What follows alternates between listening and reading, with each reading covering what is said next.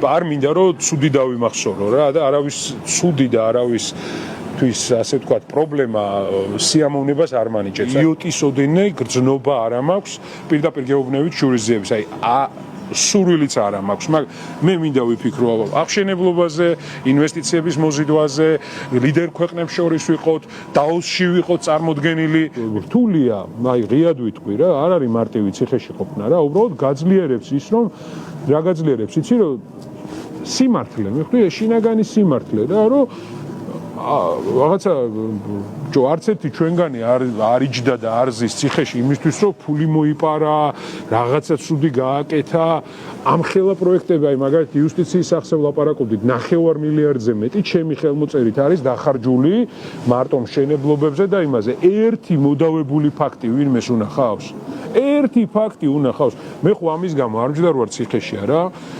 ვიჯექი იმიტომ რომ ჩემი წმენა მაქვს და თვლი რომ არ უნდა მოატყუო ხალხი, თვლი რომ არჩევნები ნორმალურად უნდა ახლა თვლით რომ სწორი იყო კომისიაზე არ მისვლა?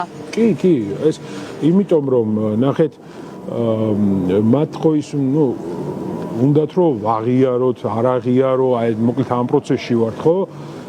უსამართლოა ის კომისიაც, უკანონოა, მიხვდით? აბა მე ხა უკანონობაში თუ მონაწილეობას ვიღებ, ესე იგი ვიღებ იმას, რომ უკანონობის კანონად გამოცხადება მოსულა, ხო? ჩვეულებრივი ამბავია. მაშინ ჩვეულებრივმა სხვა მოქალაქემ რა გააკეთოს? მაშინ მე ხო თუ პოლიტიკაში ვარ და ვამბობ, რომ პოლიტიკაში ვარ, რაღაცა ცოტა მეტი პასუხისგებლობა და რაღაც შენი მაგალითით უნდა აჩვენო, რომ უკანონობას არ იღებ როგორც კანონს.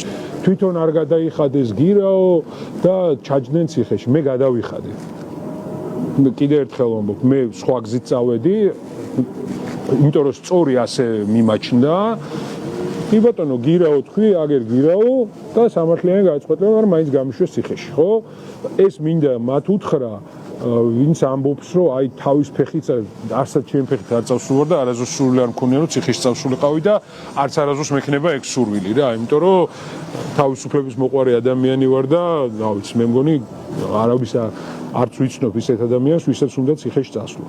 და უფრო მეტიც გირაო რომ შევიტანე, სახლი ჩავდეთ, ასე ვთქვათ, გირაოს იმისთვის, იმიტომ რომ აი გუშინ უსმენდი რამ და ახლაც არ მინდა რომ ნეგატიურად ასე ვთქვათ უპასუხო ასე ვთქვათ ქართული ოცნების წარმომადგენლებს, აი რაღაც თავის ფეხით საწავედი, ჩემი ფეხით ციხეში წავედი, ცოტა უსამართლოა ეგეთ საუბარი რა.